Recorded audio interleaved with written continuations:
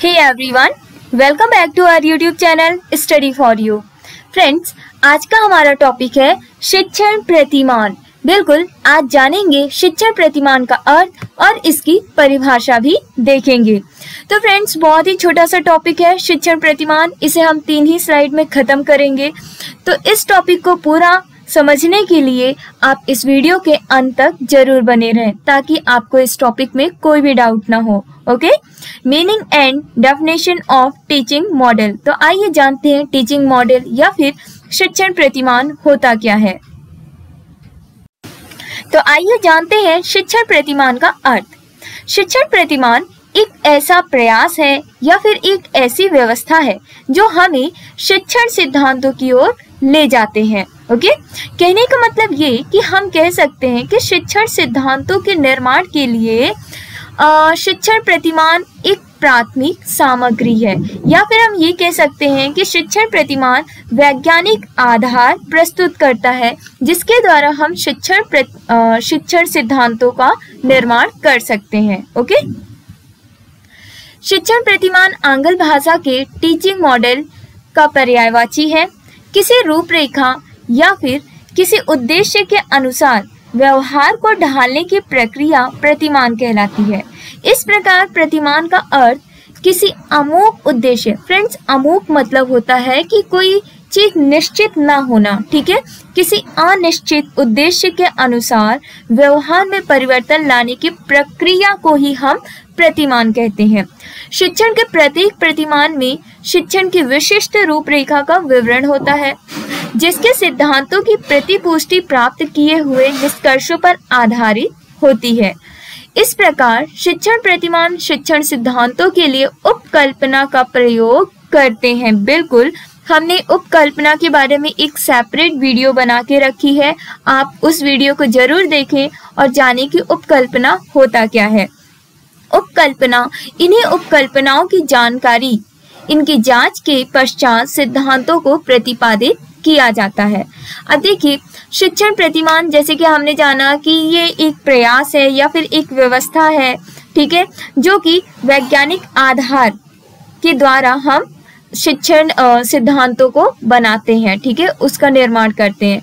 जिस प्रकार किसी भी मकान को बनाने के लिए एक नक्शे की जरूरत पड़ती है, ठीक है, एक मॉडल की जरूरत पड़ती है, या फिर हम ये कह सकते हैं कि जिस प्रकार हमें कोई क्वेश्चन पेपर तैयार करना है तो उसके लिए हमें क्या ब्लूप्रिंट की जरूरत पड़ेगी, या फिर हम पहले से ही कोई एक मानचित्र तैयार करते हैं, ठीक है।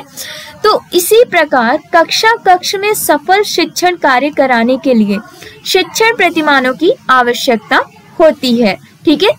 एक शिक्षण प्रतिमान का पालन करते हुए बालक सफलतापूर्वक अधिगम करता है और शिक्षक सफलतापूर्वक शिक्षण कार्य को संपन्न करता है। ओके, आई होप कि आपको शिक्षण प्रतिमान अच्छे से समझ में आया हो। आइए जानते हैं अब इसकी परिभाषा। शिक्षण प्रतिमान की परिभाषाएं निम्न प्रकार से दी गई हैं। तो एच.सी. वेल्ड महोदय के अनुसार प्रतिमान का अर्थ किसी रूपरेखा अथवा आदर्श के अनुरूप कार्य करने तथा व्यवहार को निश्चित करने की एक प्रक्रिया है, ठीक है। वेल्ड महोदय के अनुसार इनका कहना है कि प्रतिमान किसी भी रूपरेखा को तैयार करने का एक प्रोसेस है, ठीक है। हम ये कह सकते हैं कि शिक्षण सिद्धांतों की रूपरेखा को तैयार करने का एक तरीका है प्रतिमान। ओके, हाइमन के अनुसार प्रतिमान शिक्षण के संबंध में विचार करने तथा सोचने की एक रीति है जिसमें उसके निश्चित तथ्यों को संगठित, विभाजित तथा तर्कसंगत व्यवस्था के रूप में प्रस्तुत किया जाता है। ओके, आगे है पी.आर. जॉयस के अनुसार इनका कहना है कि शिक्षण प्रतिमान अनुदेशन की रूपरेखा माने जाते हैं। इसमें विशेष लक्ष्य प्राप्ति हेतु परिस्थितियों का प्रयोग किया जाता है जिसमें छात्र की अंतःक्रिया इस रूप में होती है कि छात्र के व्यवहार में वांछित परिवर्तन लाया जा सकता है। ओके, हम ये कह सकते हैं कि शिक्षण प्रतिमान शिक्षक के लिए अधिक उपयोगी होते हैं।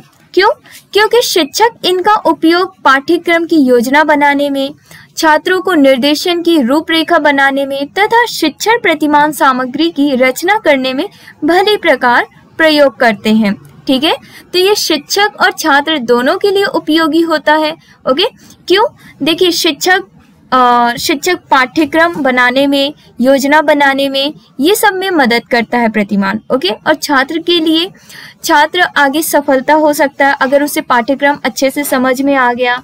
ठीक है, और शिक्षक सफलतापूर्वक शिक्षण कार्य को संपन्न कर सकता है। ओके, उपयुक्त परिभाषाओं से स्पष्ट होता है कि शिक्षण प्रतिमान शिक्षण प्रक्रिया से पूर्व निर्धारित उद्देश्यों की प्राप्ति हेतु शिक्षण द्वारा संपादित विभिन्न क्रियाओं, विधियों तथा प्रविधियों से युक्त एक निश्चित या फिर एक गतिशील एवं सुनियोजित बहुमुखी प्रक्रिया है। ठीक है, तो ये एक कैसी प्रक्रिया है?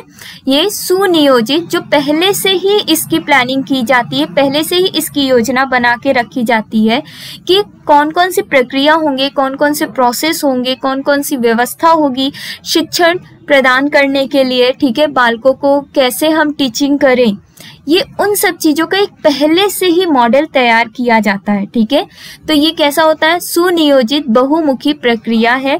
इस प्रक्रिया में इस प्रकार का प्रेरक पर्यावरण विकसित किया जाता है जिसके प्रति क्रिया का वांछित व्यवहार परिवर्तन की ओर अग्रसर होता है।